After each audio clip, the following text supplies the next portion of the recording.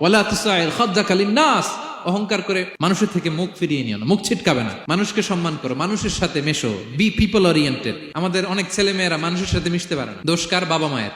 শেখায় না। একটা সময় আমাদের মনে আছে, ছোটবেলায় মেহমান আসলে আমরা এত খুশি হইতাম, মেহমানের কাছে যাইতাম, সূরা শোনাইতাম, কবিতা শোনাতাম, এটা খেলতাম, ওইটা করতাম, যাওয়ার সময় আমাদেরকে টাকা দিয়ে যেত, হায় রে খুশি। এখন দেখবেন টেনে হিসেবে মেহমানের সামনে আনা যায় না। এরকম আছে না নাই?